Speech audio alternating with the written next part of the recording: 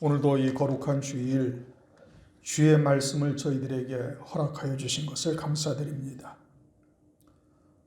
귀를 열어서 주의 음성을 듣는 이 시간 되게 도와주시고 또 말씀과 믿음으로 하나 되어져서 하나님의 손에 붙잡힌 지팡이처럼 쓰임받는 저희들 되도록 인도하여 주시옵소서. 예수 그리스도 이름으로 감사하며 기도드립니다. 아멘. 네, 오늘은 베드로전서 4장 12절 13절 말씀이고 우리에게 다가오는 불같은 믿음의 시련을 불시험을 이상히 여기지 말라 그렇게 말씀을 하셨고 있습니다. 지난 주일날에는 에레미야 18장의 토기장애에 대해서 우리가 상고를 했죠. 그것은 로마서 9장에서도 다시 한번 말씀하고 있는데 가장 먼저 우리가 생각해야 될 것은 하나님이 주권자가 되신다. 이것을 토기장애를 통해서 보여주신 거예요. 그릇을 만들다가 토기장애 마음에 안 들면 그냥 부셔버리듯이 모든 주권이 누구에게 있는가? 하나님에게 있다. 그러면서 하나님께서 야곱은 내가 사랑하고 에서는 미워하셨다. 하나님의 주권인 거예요. 하나님께서 그와 같이 택하심을 따라 되는 은혜다 이겁니다. 우리의 행위로 말미암는 것이 아니라 야곱이 또는 에서가 뱃속에서 태어나기도 전에 이 세상에 나와서 무슨 선이나 악을 행하기도 전에 택하심을 따라 되는 하나님의 은총임을 분명하게 말씀을 하고 있죠. 하나님께서 귀한 그릇도 만드시고 천히 쓰다가 그냥 한 번 쓰다가 버릴 그릇도 만드시는 것은 오로지 하나님의 주권이다. 그러면 오늘날 우리가 과연 귀한 그릇이냐, 긍휼의 그릇이냐, 아니면 하나님의 쓰다가 버릴 진노의 그릇이냐? 진노의 그릇은 절대 아니죠. 그러면 이 마지막 때 하나님께서 첫째 부활의 영광을 보여주셨다는 것은 어마어마한 하나님의 은총이고 귀한 그릇으로 하나님께서 택하셨다라는 뜻이에요. 우리가 성경을 다른 교회들과 또는 다른 그리스도인들과 다른 성경을 우리가 가지고 있는 거 아니잖아요. 그죠? 창세기로부터 요한계시록까지 똑같은 동일한 말씀을 가지고 있어요. 그리고 성경에서 분명히 말씀하시기를 아버지께서 내게 이끌지 아니하면 아무라도 내게 올 수 없다. 내 양은 내 음성을 듣는다. 우리 똑같은 성경의 말씀인데 성령께서 깨닫게 하는 보여주시는 부분이 다른 거예요. 그것은 뭐예요? 하나님이 행하시는 역사라니까요. 사람의 지혜로 또는 우리가 여러분들이 40일 금식 기도를 해가지고 이와 같은 응답을 받아서 너는 저기 반석교회 가서 김 목사한테 말씀을 들어라. 여러분 그런 소리를 들으셨습니까? 아니잖아요. 여러분들이 하늘에서 이루시는 구원의 세계가 너무 기가 막히고 궁금해가지고 깜깜이라서 하나님 앞에 그것을 보여달라고 막 부단히 부르짖어 기도하셨습니까? 그것도 아니잖아요. 이게 하나님의 택하심을 따라 베풀어 주시는 은혜인 거예요. 그러니 이 마지막 때 그와 같은 은혜를 받았다는 것을 우리가 귀하게 여기고 하나님께 영광을 돌려야 될 것이고 또 하나는 쓰다가 버릴 그릇은 이제 로마서 9장에서 그것을 애굽왕 바로와 사도 바울을 비교하여 말씀하고 있는 거예요. 그런데 당시에 애굽왕이라는 것은 오늘날 미국의 대통령과 같은 겁니다. 전 세계의 최고의 영광 또는 최고의 권세를 누리고 있는 자가 애굽왕 바로예요. 그런데 하나님께서는 그를 쓰다가 버릴 아주 진노의 그릇으로 삼으셨어요. 그런데 당시에는 바로왕이라는 것은 전 세계 최고의 부귀영화 권세를 누리고 있는 자다 이겁니다. 그런데도 불구하고 쓰다가 버릴 진노의 그릇으로 하나님께서 삼으신 거예요. 그리고 바울은 어땠어요? 바울은 차라리 바로왕보다 더 악한 자예요. 하나님을 모르는 자도 아니고 하나님의 백성이요. 그런데도 그리스도를 믿는 자들을 핍박하고 죽이는 자리에 참여하기도 하고 이와 같은 사울을 하나님께서 택하셔서 긍휼의 그릇으로 쓰시는 거예요. 그러니까 이와 같은 것을 우리가 이제 하나님의 그러한 거룩하신 뜻을 잘 깨닫고 내가 어느 자리에 섰는지를 알고 그리고 하나님의 거룩하신 뜻을 이루는 이제 하나님의 오른손에 붙잡힌 지팡이처럼 쓰임받는 자 되기를 위해서 기도해야 된다 이겁니다. 그런데 이제 문제는 그와 같이 사도 바울이 하나님으로부터 긍휼의 그릇으로 부르심을 받았지만 우리가 고린도서를 보면 사도 바울이 얼마나 큰 고난과 고통을 겪었는지를 알 수가 있어요. 40의 가만 매를 하나가만 매를 5번을 맞고 여행 중에 강도의 위험과 파선을 해가지고 배가 깨뜨려져 가지고 죽음의 위험과 또는 사형 선고를 받은 것과 같은 상황을 수도 없이 지났음을 우리가 알 수가 있거든요. 하나님께서 그와 같이 귀한 그릇으로 사용하시는데 왜 그렇게 어마어마한 고통을 하나님께서 겪게 하셨을까? 그리고 오늘 말씀은 뭐냐? 우리가 그와 같이 하나님께서 우리를 긍휼의 그릇으로 귀한 그릇으로 우리를 삼으셨는데 우리에게 다가오는 여러 가지의 일들은 끊임없이 고난과 고통과 이제 성경에 말씀하신 것처럼 불시험이 우리에게 다가오고 있다 이겁니다. 그러니까 이와 같은 것을 우리가 어떻게 봐야 될 것인가를 이제 말씀하고 있는 거예요.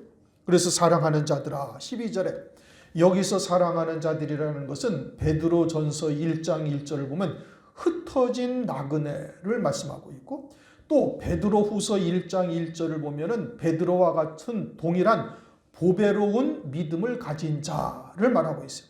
이게 흩어진 나그네라는 것은 이 땅에서 어떻게 살았다는 거예요? 나그네로 살았다 이겁니다. 세상에 발붙이고 산 것이 아니다 이겁니다. 세상 끝에 뿌리를 깊이 내리고 그것으로 희희낙낙하며 그것을 위하여 사는 삶이 아니다 이거예요. 하시라도 떠날 수 있는 나그네와 같은 신앙의 자세를 늘 견지하고 있었다 이런 의미예요. 또 베드로후서 1장 1절에 베드로와 동일한 보배로운 믿음을 가졌다. 베드로가 어떤 믿음을 가졌어요? 베드로는 마태복음 17장에 엿새 후에 따로 높은 산의 영광을 바라보고 산 믿음의 용사죠. 사도죠. 그러니까 이와 같이 나그네와 같은 믿음 또 베드로와 같이 동일한 보배로운 믿음 오늘날로 말하면 엿새 후에 따로 높은 산의 영광은 첫째 부활의 영광이에요. 첫째 부활의 영광의 복음을 듣고 그것을 믿음으로 받아서 세상에 뿌리 내리지 아니하고 나그네처럼 살아가고 있는 자, 요게 지금 사랑하는 자라고 말씀하고 있는 겁니다. 이제 오늘날 우리들에게 하시는 말씀이죠.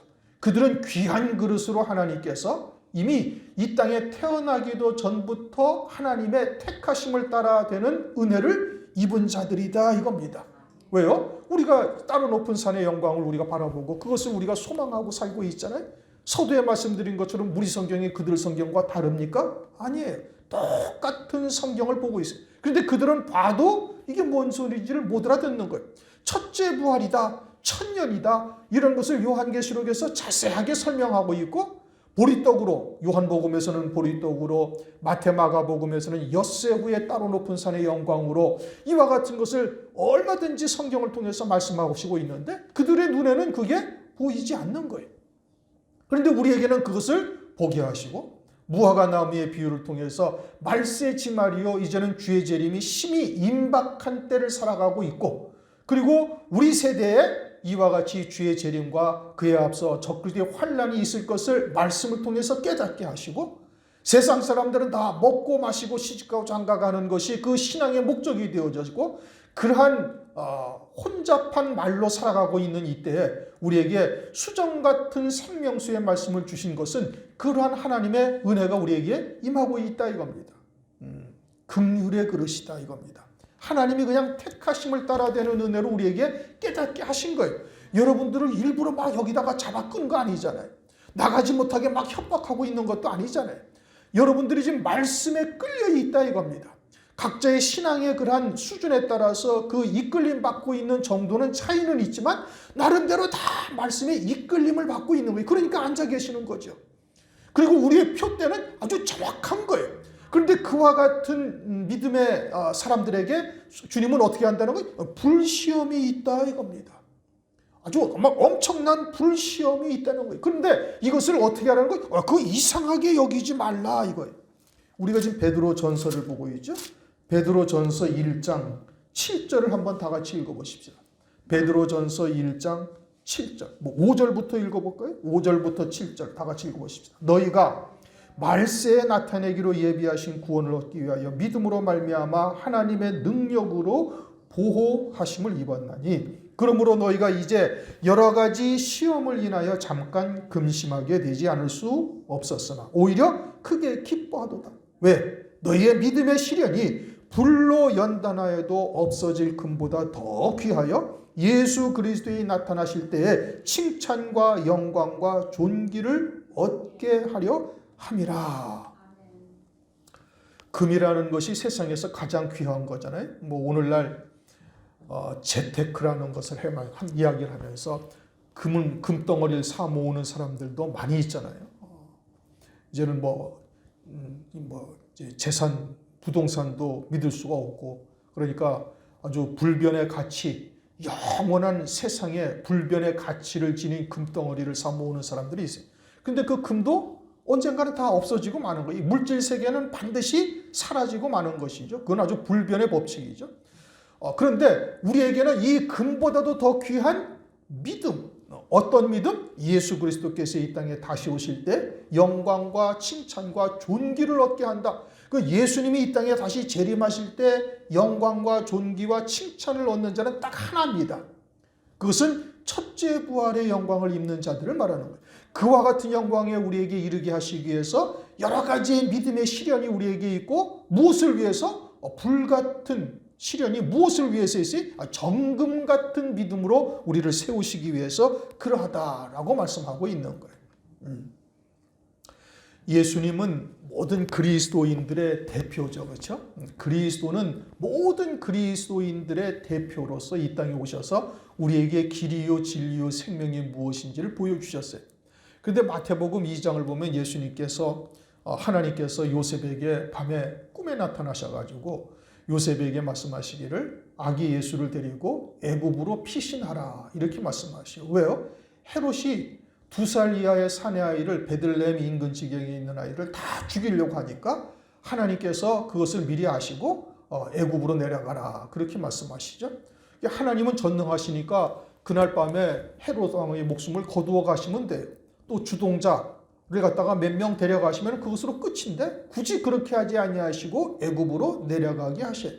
그것을 이제 마태복음에서는 호세아서 2장에 있는 말씀을 이루려 합니다. 해서 이제 말씀의 성취를 의미하기도 하고, 또 하나는 이 애굽이라는 것이 지명을 성경에 기록한 것은 성경에 없어요. 이미 말씀드린 것처럼, 여러 차례 말씀드린 것처럼 히브리어로 미스라임이다 이렇게 기록이 되어 있어요.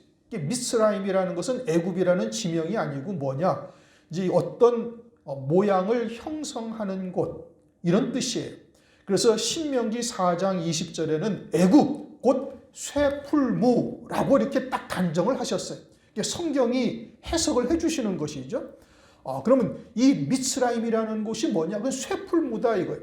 애굽으로 내려간 것은, 애굽이라는 곳은 쇠풀무다. 그 애굽은 곧 오늘날 세상을 의미하고 있어요. 마귀가 주장하는 세상. 그런데 주님이 그곳에 내려가시는 것은 모든 그리스도인들의 대표로서 내려가신 것이고, 하나님의 자녀들은 모두가 다 어디를 가야 돼? 애굽을 내려가야 되는데 그 애굽이라는 곳이 뭐라고요? 미스라임, 쇠풀무라는 곳이다. 그 쇠풀무라는 곳은 뭐 하는 거예요? 쇠덩어리를 집어넣어가지고 필요한 도구로 만드는 곳이 쇠풀무예요. 오늘날은 대장간이라는 것이 없었지만은 제가 어릴 때만 해도 동네 시골마다 이제 면소재지, 읍소재지 이런 데는 대장간이 한두 개씩 다 있었어요. 이제 농촌에 있는 사람들이 홈이나 낫이나 이런 곡괭이나 이런 것을 이제 벼른다는 단어를 아시는지 모르겠어요. 젊은 친구들은 그걸 벼르러 오는 거예요. 풀무불 속에다 집어넣어서 멀겋게 달궈가지고 무뎌진 것들을 다 두들겨서 날을 세우고 또는 호미를 만들기도 하고 곡괭이를 만들기도 하고 이러는 것이죠. 그것이 쇠풀무다 이겁니다. 그런데 세상, 애굽, 다시 말하면 세상이 곧 뭐라는 거예요? 쇠풀무라는 거예요. 무엇 때문에 그곳에서 불같은 시련을 해요? 정금 같은 믿음을 세우시기 위해서. 정금 같은 믿음이어야만 재림하실 그리스도를 맞이하는 자로서 칭찬과 영광과 존귀를 얻는 자가 되기 때문에 그러는 것이다 이거예요. 그러니까 우리에게 다가오는 여러 가지의 불시험을 이상한 일같이 여기지 말라 이거예요. 반드시 아버지의 유업을 이을 수 있는 아들의 신앙으로 세우는 자는 반드시 그리스도와 같이 애굽, 쇠풀무와 같은 곳에 내려가서 그리스도 안에서 우리를 연단하시고 훈련하시고 또 단련하시고 또 두들겨 패서 낫은 낫과 같이 또는 호미는 호미같이 곡괭이는 곡괭이같이 만드신다 이겁니다. 하나님의 기쁘신 뜻을 따라 우리를 이루어 가시는 거예요. 그러니까 그 미스라임이라는 곳은 반드시 우리가 지나가야 할 곳이고 그것을 통해서 이루실 하나님의 뜻이 무엇이다? 우리를 정금 같은 믿음으로 세우는 것이 하나님의 뜻인 거예요. 불순물이라고는 한도 없이. 그래서 오늘 기도드린 것처럼 아주 모든 생각을 사로잡아 그리스도 앞에 복종케 하는, 다른 말로 하면 하나님의 말씀에 붙들려 사는 거예요. 내 생각도 내려놓고 내 하고 싶은 의지, 고집 또는 욕심, 이런 것도 다 십자가에 못 박아버리고 세상에서 무엇인가 이루어보겠다는 것도 다 내려놓으라 이거예요. 오직 하나님의 말씀을 믿는 믿음으로 사는 것이요, 그것도 이 마지막 때에 따른 말씀을 믿는 믿음으로 사는 것이어야 되는 것이고, 그 믿음으로 사는 것이 정금과 같은 믿음이다. 성경은 그렇게 말씀하셔요. 로마서 1장 17절을 보면 복음에는 하나님의 의가 나타나서 어디에서 어디로 이르게 한다고요? 믿음에서 믿음으로 이르게 하는 거예요. 두 번째 믿음은, 첫 번째 믿음은 복음을 믿는 믿음이에요. 예수 그리스도, 예수님이 나의 그리스도시다. 그분이 십자가에서 피 흘려 죽으신 것은 나를 위해서 죽으신 것이고, 그래서 시공간을 초월해서 2000년 전에 예수님이 십자가에서 피 흘려 죽으심으로 말미암아 나도 그리스도와 함께 십자가에 못 박혀 죽었고, 이제는 내가 사는 것이 아니라 이제는 그리스도 안에 있는 영원한 생명으로만 사는 자로 나는 바뀌어졌습니다 라고 생각하는 것이, 믿는 것이, 그게 믿음인 거예요. 그 다음에는 진리의 말씀, 그것도 수정 같은 생명수와 같은 진리의 말씀을 믿는 믿음에 이르게 하는 거예요. 뭐가? 그 복음이. 다시 말하면 예수와 함께 내가 십자가에 못 박혀 죽었다라는 것을 확실하게 믿는 자에게 이제는 진리의 말씀, 수정 같은 진리의 말씀을 믿는 믿음으로 세워가시는 거예요. 그래서 믿음으로 믿음에 이르게 하나니 의인은 오직 무엇으로 살리라? 믿음으로 말미암아 살리라. 우리가 그와 같은 믿음의 자리에 이르게 하기 위해서 하나님께서 우리에게 불같은 시험을 허락하시는 거예요. 때로는 우리가 실수하죠. 왜요? 육체를 입고 있으니까. 또 우리의 믿음이 그러한 하나님의 말씀을 받았다고 해서 금방 장성한 분량에 여러분 이르릅니까? 그러지가 않은 거예요. 다 그 과정을 한 계단 한 계단씩 밟아 올라가는 게, 발등상 되게 하기까지, 원수를 네 발등상 되게 하기까지. 다시 말하면 원수를 통해서, 마귀를 통해서 우리를 시험하시고 연단하시고 실족하는 것도 하나님께서 허용을 하시는 거예요. 그러나 내가 사망의 음침한 골짜기에 있다 할지라도 하나님께서 지팡이와 막대기로 우리를 안위하신단 말씀이에요. 그래서 우리로 하여금 반드시 하나님의 뜻에 부합된 믿음의 자리에까지 이룰 수 있도록 하나님께서 우리에게 은혜를 베풀어 주시는 거예요. 그러니 하나님께서는 하루를 천년같이, 천년을 하루같이 기다리신다는 이야기를 우리가 잘 묵상하고, 이제 우리가 그와 같은 정금과 같은 믿음이 뭔지 이미 다 알고 있잖아요. 말씀을 통해서 우리가 충분히 상고한 바예요.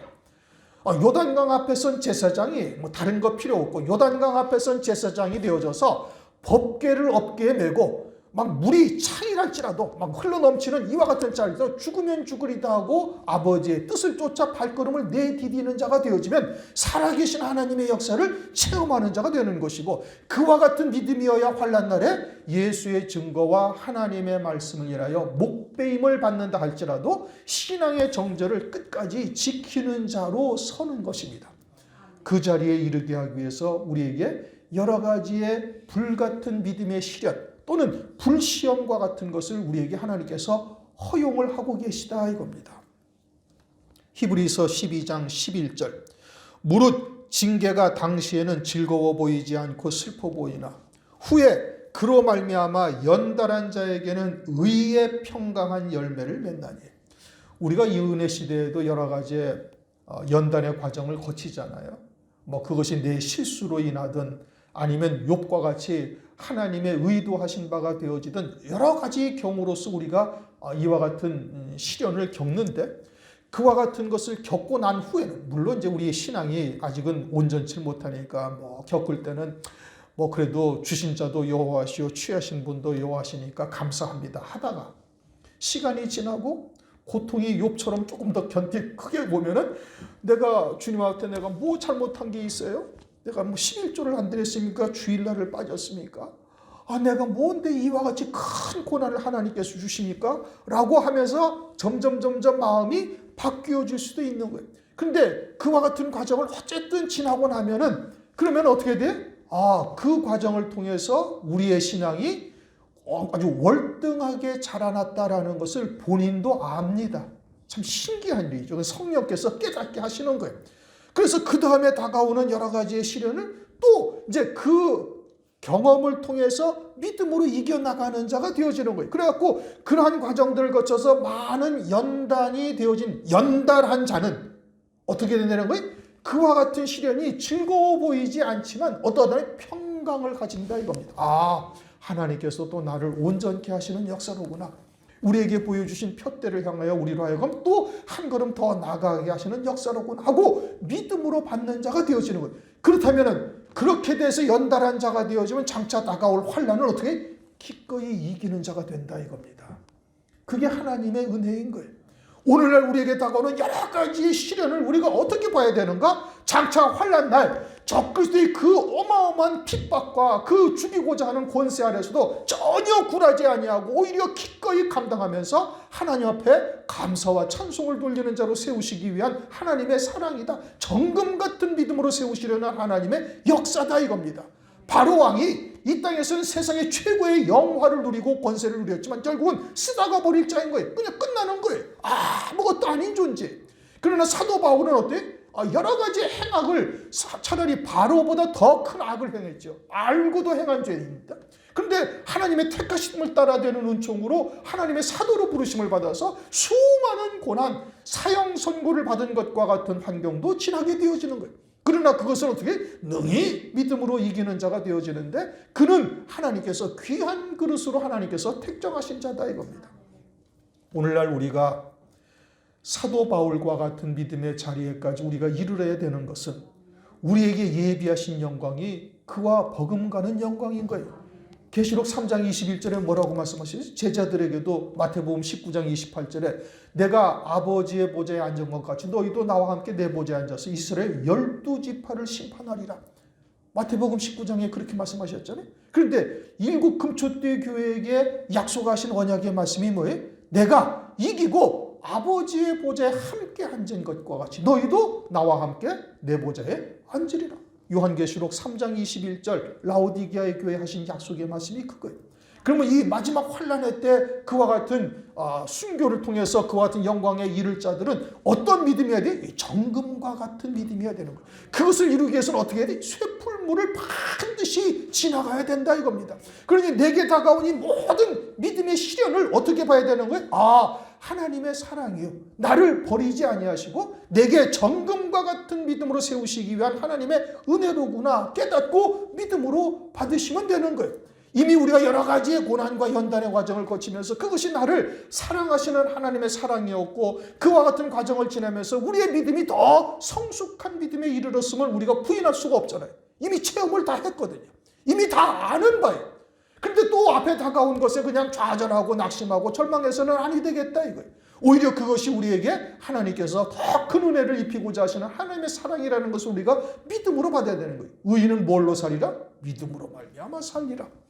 우리에게 보여주신 하나님의 영광의 복음, 하나님의 약속의 말씀이 얼마나 확실한가. 그건 성경을 통해서 여러 곳에서 똑같이 말씀하고 있는 거예요. 주님이 이 땅에 오셔가지고 처음 표적이 뭐예요? 어린 양의 혼인잔치를 계시하시는 그 갈릴리 가나의 혼인잔치, 사흘 되던 날. 왜 하필 사흘 되던 날이냐 이거예요. 그 문법적으로 논리적으로 맞지가 아니하는 거예요. 이튿날이 연속 3번이 나왔으니 닷새째 되는 날이라고 해야 될 터인데 그러지 아니하고 사흘 되던 날 갈릴리 가나에 혼인잔치가 있어 예수와 그 모친과 제자들이 청함을 받았다. 그리고 거기에서 주님이 물로 포도주를 만드시고 이것이 처음 표적이다라고 말씀하고 있어요. 처음 표적이라는 것은 주님이 하나님이신 그분이 이 땅에 육체를 입고 오셔서 행하시는 모든 역사가 바로 이것을 위함이다. 이런 의미거든요. 오늘날 우리에게 그와 같은 첫째 부활의 영광, 엿새 후에 따로 높은 산의 영광, 이것을 우리에게 보여주신 거예요. 이게 얼마나 기가 막힌 일이에요. 우리가 그와 같이 훌륭한 신앙생활을 여러분들이 하십니까? 막 바리새인들처럼 아주 철저하게 신앙생활을 여러분이 하십니까? 그렇지 못하잖아요. 그런데도 하나님께서는 그냥 택하심을 따라 되는 하나님의 뜻을 이루시기 위해서 우리를 귀한 그릇으로 삼으시고 우리를 하나님께서 정금 같은 믿음으로 세워가시는 거예요. 그 정금 같은 믿음으로 세우시는 방편으로 하나님께서 여러 가지의 불같은 믿음의 시련이나 또는 이러한 불시험을 우리에게 허용을 하신다 이겁니다. 그리고서는 하나님께서 그 오른손으로 우리를 붙들고 계시는 거예요. 왜요? 귀한 그릇으로 하나님께서 이미 택하셨으니까. 그리고 그 하나님은 창조주요 지존자요 전능하신 하나님이시니 그 뜻이 하늘에서 이룬 것처럼 땅에서도 반드시 이루어지는 거예요. 한 영혼도 내가 잃어버리지 아니하리라. 반드시 하나님의 택하신 뜻은 그대로 이루어진다 이겁니다. 그러면 우리가 어떻게 하는 것이 가장 첩경을 가는 것인가? 정금 같은 믿음으로 다시 한번 내 신앙을 결단하고 발걸음을 내디디시면 되는 거예요.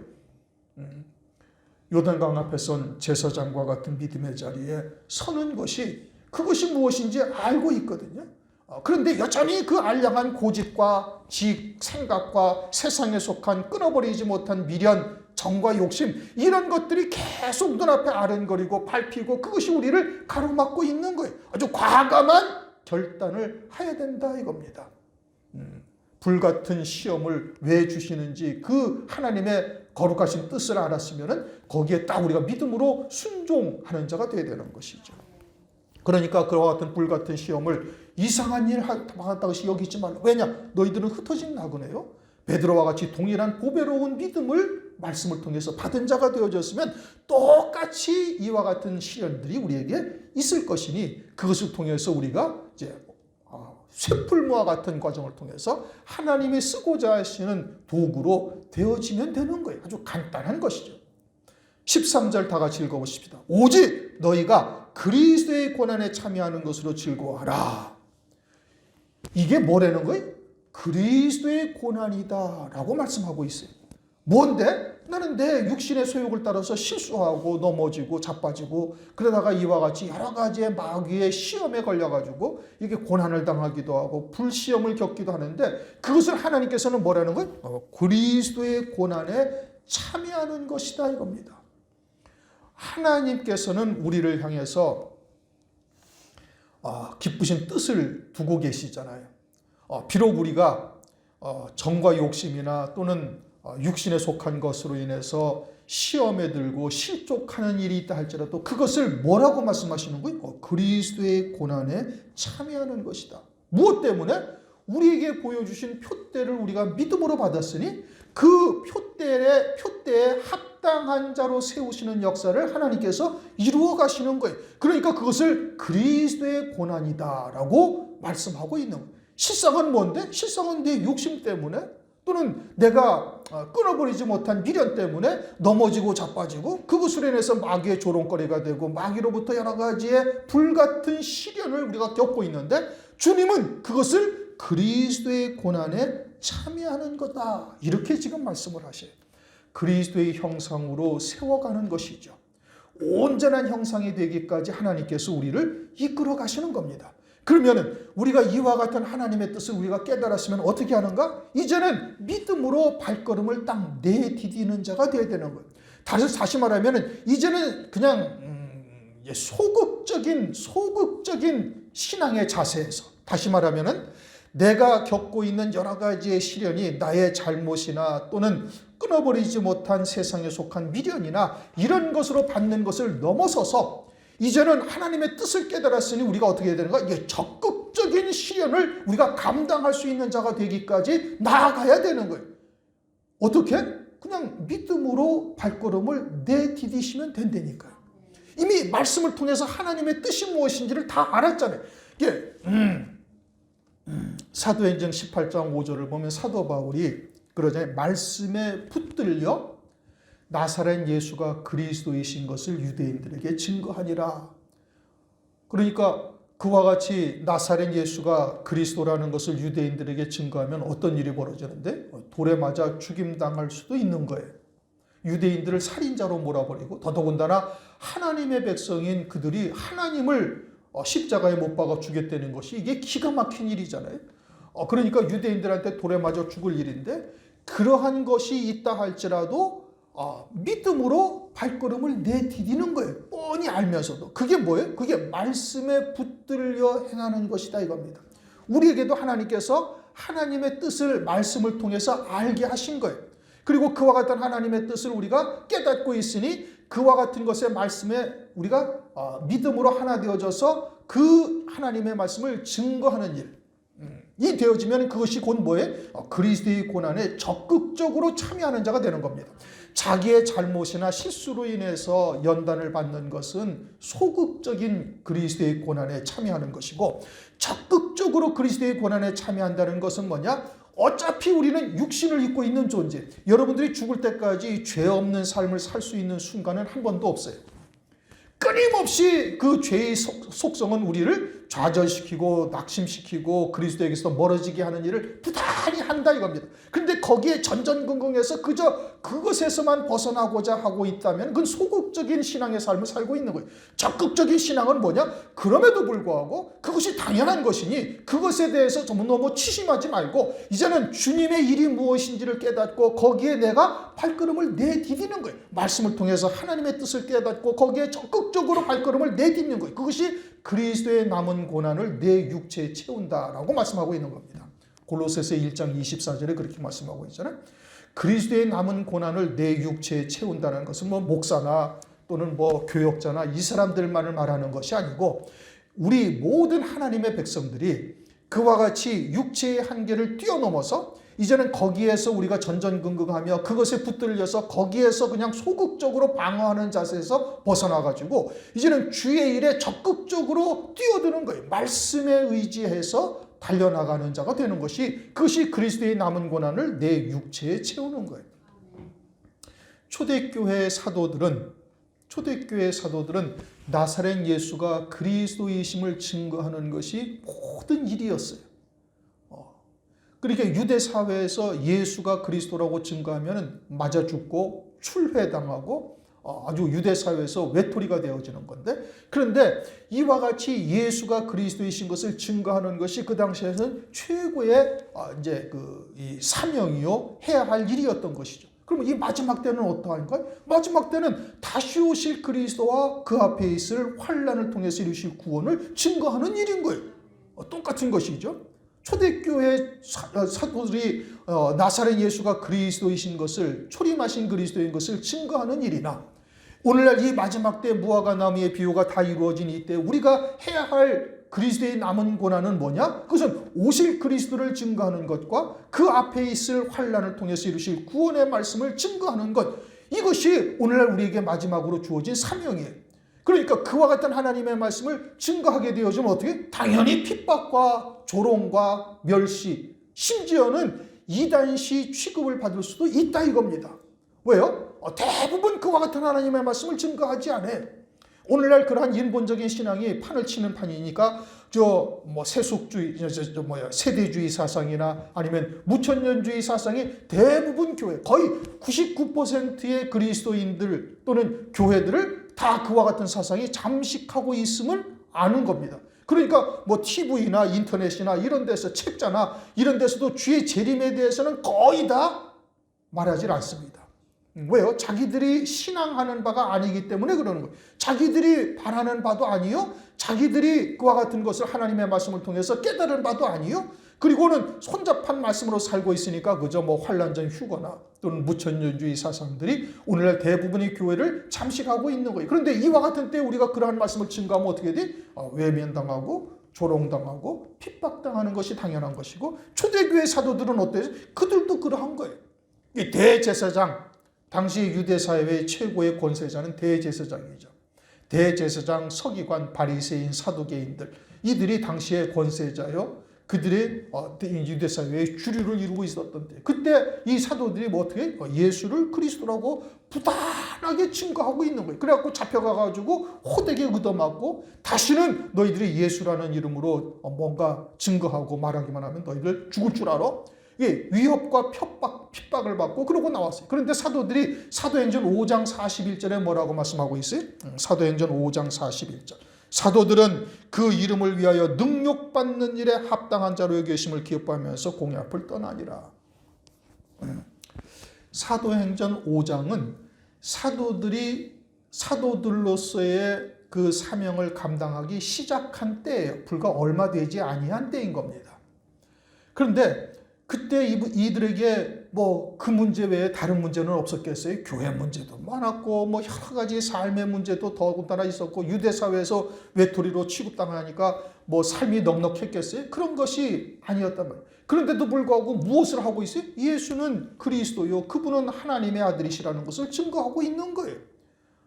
그러니까 이것이 뭐예요? 그리스도의 남은 고난을 자기의 육체에 채우는 것이 되고 있음을 말하는 것이고, 오늘날 우리들은 또 어떻게 해야 되는 거예요? 오늘날 우리들도 주의 재림에 대해서 또 그 앞에 있을 환난과 환난을 통해서 이루실 구원의 말씀을 전하고 세우는 일이 우리에게 주어진 사명이고, 그것을 위해서 우리가 헌신할 수 있어야 되는 거예요. 그러니 우리가 이와 같이 이 마지막 때 부르심을 입고 하나님의 택하심을 입어서 그와 같은 은혜를 우리가 깨닫게 되어진다면 이제 우리가 어떻게 해야 될 것인가? 우리도 그리스도의 남은 고난을 내 육체에 채우는 자가 되어져야 될 것을 말씀하고 있다 이겁니다. 우리가 이 땅에서 여러 가지의 불같은 믿음의 시련을 겪는 것은 그건 당연한 거예요. 로마서 8장 17절을 보면 우리가 그리스도와 함께한 후사가 되기 위해서는, 영광을 받기 위해서는 어떻게 해야 된다? 고난도 함께 받아야 될 것이라는 것을 정확하게 설명을 하고 있어요. 그러면서 이 마지막에 뭐라고 말씀하시죠? 이는 그의 영광을 나타내실 때에 너희로 즐거워하고 기뻐하게 하려니라. 뭐 당연히 이것은 첫째 부활의 영광에 이르게 하시기 위함이다, 이런 뜻이죠. 뭐 더 이상 다른 설명으로 여기에 할 것이 없어요. 주님의 재림의 때에 그날 첫째 부활의 영광을 입는 성도들만이 즐거워하고 기뻐하고 하나님으로부터 영광과 칭찬과 존귀를 얻는 자가 되는 것이다 이겁니다. 오늘날 우리에게 다가오는 여러 가지의 불같은 믿음의 시련 또는 불시험은 이상한 일이 아니다. 그것은 무엇을 위함이다? 우리로 하여금 정금과 같은 믿음의 자리에 우리를 세우시기 위함이다. 그리고 그것은 곧 뭐다? 그리스도의 고난이라고 지금 말씀하고 있어요. 그리스도의 고난에 참여하는 것이다 라고 지금 말씀하고 있어요.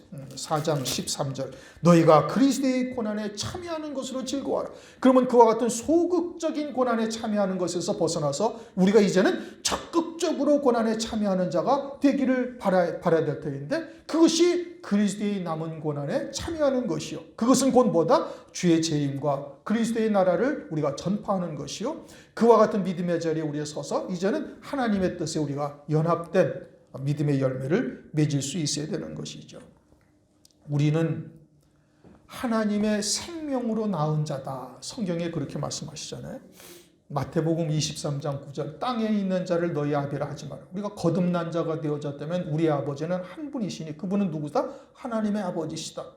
이것은 요한복음 1장 13절 혈통으로나 또는 육정으로나 사람의 뜻으로 나지 아니하고 하나님에게서 낳은 자다, 출생하였다 이겁니다. 갈라디아서 4장 6절 너희가 아들인 고로 아버지라 부르게 하셨다.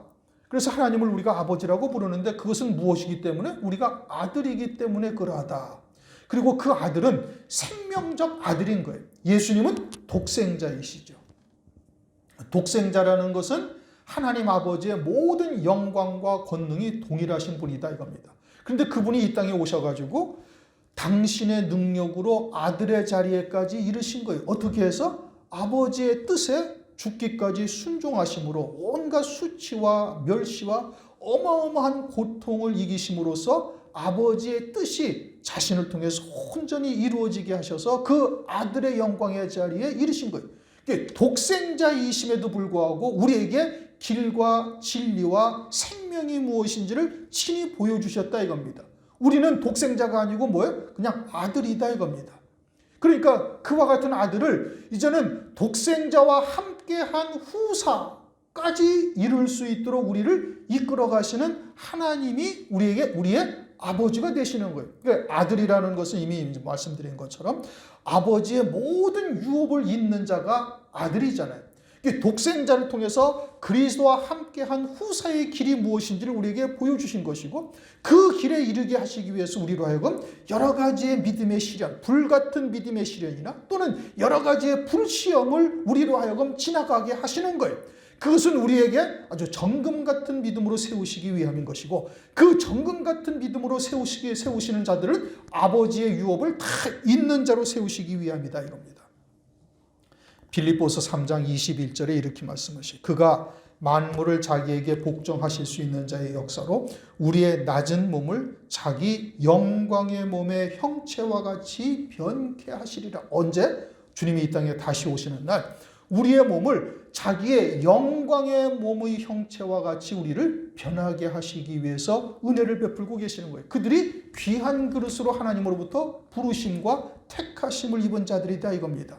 그런데 주님은 조금 전에 말씀드린 것처럼 독생자이신데도 불구하고 이 땅에 오셔서 그와 같은 영광을 스스로 쟁취하신 거예요. 그리고 우리에게 그와 같은 영광에 이르는 길이 무엇인지를 우리에게 보여주셨다 이겁니다. 그리고 우리는 어떻게 되는 거예요? 그와 같은 영광의 몸에 이르기 위해서 우리에게 불같은 믿음의 시련을 통해서 정금 같은 믿음으로 세우시고 환난이라는 것을 두셔가지고 예수의 증거와 하나님의 말씀을 인하여 목배임을 받게 하셔가지고 그 정금 같은 믿음으로 세우셨다라는 것을 확증케 하시는 거예요. 그래서 어느 누구도 우리가 그와 같은 금면류관을 쓰고 아버지의 보좌에 함께 앉아 영광을 누리는 것에 대해서 항의할 수 없도록 하나님께서 은혜를 우리에게 베풀고 계시다 이겁니다. 그러므로 우리가 이와 같은 불같은 시험을 우리가 어떻게 우리가 봐야 되는가? 그것은 이상한 일이 하나도 아니다 이거예요. 그리고 썩어져갈 세상의 것들을 쫓고 있는 자들을 부러워해야 할 이유도 하나도 없다 이거예요. 그것은 쓰다가 버릴 그릇으로 그냥 끝나버리는 거예요. 우리가 그들과 다른 성경을 가지고 있는 것이 아니라니까요. 똑같은 성경인데 우리에게는 그와 같은 하나님의 뜻을 깨닫게 하시고 믿게 하시고 그리고 그 말씀에 붙들려서 발걸음을 옮기지도 못하게 하시는 이유가 거기에 있는 것이 우리는 하나님의 그러한 택하신 그릇이요 하나님의 귀한 그릇으로 부르심을 입었으니 하나님의 거룩하신 뜻이 무엇인지를 바르게 깨닫고 믿음으로 하나 되는 것이 지름길이에요. 우리가 광야 40년을 굳이 그냥 하루하루 계속 지나갈 필요가 전혀 없다 이거예요.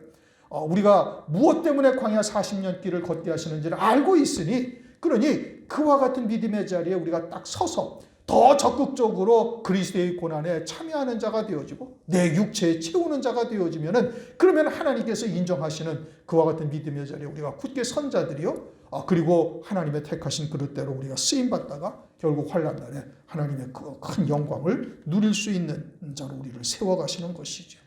우리에게 다가오는 불시험을 이상히 여기지 말라. 우리가 어떠한 믿음의 자세로 그것을 받아야 될 것인가? 그것은 주님이 이 땅에 다시 오시는 날 우리에게 영광과 칭찬과 존귀를 얻게 하기 위함이니 우리로 하여금 기뻐하며 그날 기뻐하며 하나님께 영광을 돌릴 수 있는 자로 세우시기 위함이다.